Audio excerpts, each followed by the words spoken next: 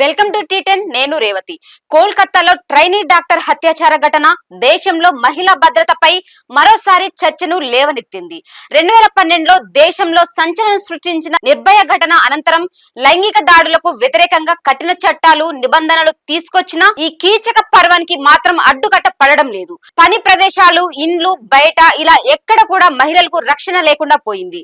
దేశంలో మహిళలపై అఘాయిత్యాలు పెరుగుతున్నాయని, దేశంలో ప్రతి గంటకు సగటున 4 లైంగిక దాడులకు గురవుతున్నారని అధికారిక గణాంకాలు వెల్లడిస్తున్నాయి. 2017-2022 మధ్య రోజుకు సగటున 86 రేప్ కేసులు నమోదవుతుండగా 82 కేసుల్లో రేపిస్టులు బాధిత మహిళలకు తెలిసిన వాళ్లే కావడం మరింత ఆందోళన కలిగిస్తున్నది. 2017-2022 మధ్య దేశంలో మొత్తం 1.89 లక్షల లైంగిక దాడుల కేసులు నమోదయ్యాయని, ఇందులో 1.91 లక్షల మంది బాధితులుగా ఉన్నారని జాతీయ నేర గణాంకాల స్పష్టం నివేదిక వెల్లడించింది. 1.79 లక్షల కేసుల్లో తెలిసిన వాళ్లే మహిళలపై లైంగిక దాడులకు పాల్పడటం గమనార్హం. దేశంలో భారీ సంఖ్యలో మహిళలపై లైంగిక దాడులు చోటు చేసుకుంటుంటే నిందితులకు శిక్ష పడుతున్న కేసులు చాలా తక్కువగా ఉంటున్నాయి. 2014-2022 మధ్య శిక్ష రేటు 27-28% మధ్యనే ఉన్నదని ఎన్సీఆర్బీ గణాంకాలు పేర్కొన్నాయి. 2022లో దేశవ్యాప్తంగా 31,516 లైంగిక దాడి కేసులు నమోదు కాగా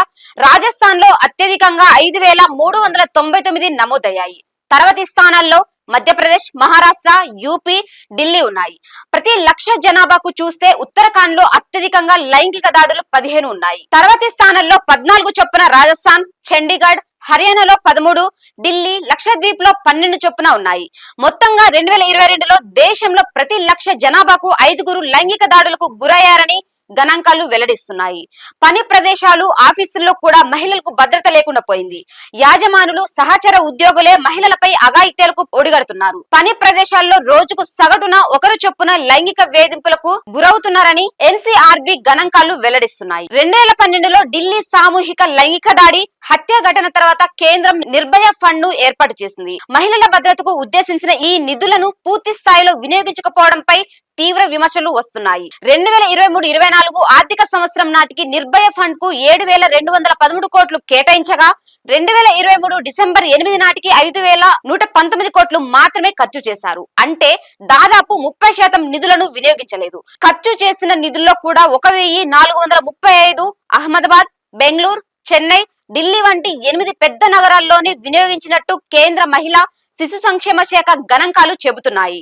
ఇది ఇవాల్టి న్యూస్. చూస్తూనే ఉండండి టీ10.